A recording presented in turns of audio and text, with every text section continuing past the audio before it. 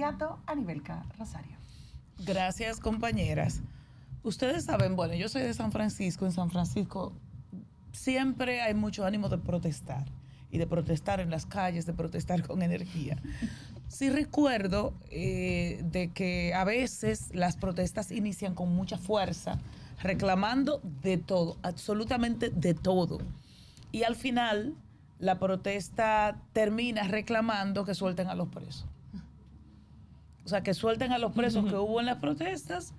Y bueno, entonces de una reivindicación enorme de calles, aceras, lo típico. Entonces eso me recuerda a mí la situación entre Irán y Estados Unidos. Algo muy fuerte, una guerra, ya usted sabe, una guerra que iba a durar 2 días, no más, pues todo estaba resuelto, termina en nada.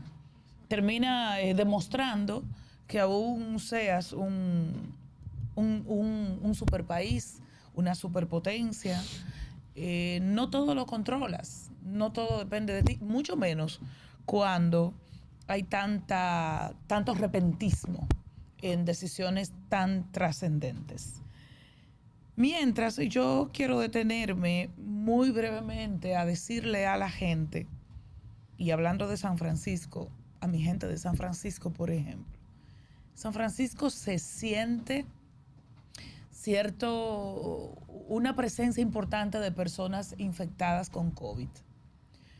No lo digo para alarmas, no lo digo para que corramos, no lo digo para que la gente empiece ahora con el ausentismo laboral ni demás, no.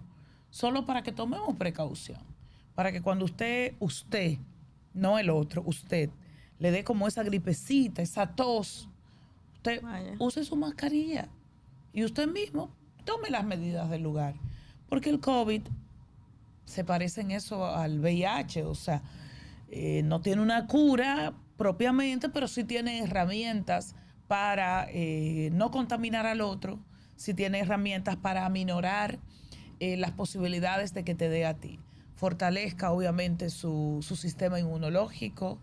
El tema de la vitamina C es muy importante en el sistema inmunológico. Esas cosas, pero en el sector público y en el sector privado de San Francisco se nota la demanda incrementada de personas que demandan camas, que demandan asistencia por el COVID. Recuerden que en el caso de San Francisco, cuando hablamos de COVID, pues usted sabe, porque fue si se quiere, la zona cero del COVID en el año 2020 en República Dominicana. Lo que ocurrió en ese municipio todavía hoy resulta increíble, resulta dantesco y obviamente entonces es un lugar donde esa sensibilidad está más a flor de piel. Cerraron la ciudad, militarizaron la ciudad. Toques de queda reales y efectivos, muy superiores a lo que ocurrieron en el resto del país, porque fue la zona cero. Me quedo allá en San Francisco, compañeras y gente que nos ve. Miren este video. Esto fue del pasado viernes, pero vamos a verlo para después decirle algunas cosas, pero que parten de estas imágenes, don Juan, cuando usted, mírenlo ahí. Va un jovencito desplazándose, ustedes lo van a ver ahora, cómo entra. El jovencito, se detiene la patrulla, una patrulla mixta. Ay. Escuchen lo que pasó. Viene un joven en una moto, quizás a exceso de velocidad, quizás no. Los militares dicen que es una patrulla mixta compuesta por un policía y un militar. La persona de atrás se detiene, se atraviesa en la vía del joven con el fusil como escudo, es con el fusil como escudo, lo tumba de la moto y el chico muere. El chico se llama Ángel Manuel Luna, 16 añitos. 16 añitos. Ángel Manuel Luna. El joven se levanta del suelo, se sienta en la acera, los militares y policías lo resguardan, dicen, no me consta. Pero sí dicen que el 911 llegó una media hora para llegar al lugar. Y eso es en la denominada calle Duarte arriba en San Francisco de Macorís. O sea, no es fuera de la ciudad, no es en un lugar mega apartado. 911 llega con ese retraso y finalmente el joven fallece en el centro asistencial. Se habla de una hemorragia interna. Fue un golpe terrible. El guardia o el militar, es que se nota en el video, se le atraviesa con el fusil de frente. Hoy es lunes, esto ocurrió en San Francisco, lo mínimo que ha ocurrido, porque es tal la conmoción que la gente ha incendiado gomas, reclamando que se esclarezca el caso. Se trata de un joven de 16 años que una patrulla policíaca militar le provoca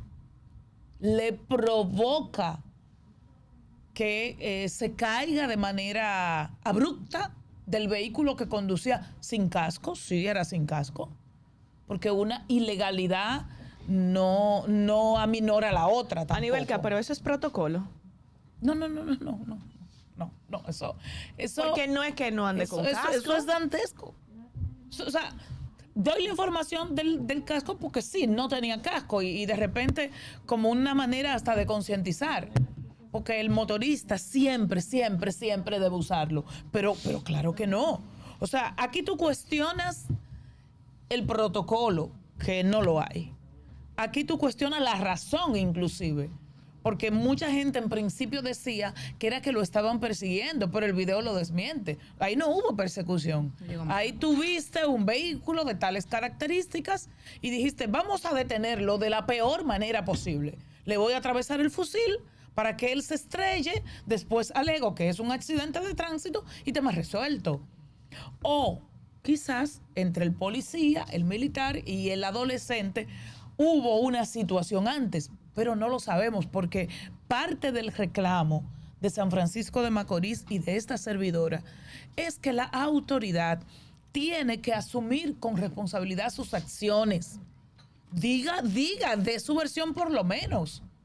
La autoridad está mutis, la gente está reclamando que identifiquen a los miembros de la patrulla, que la patrulla diga por qué esa acción contra un adolescente.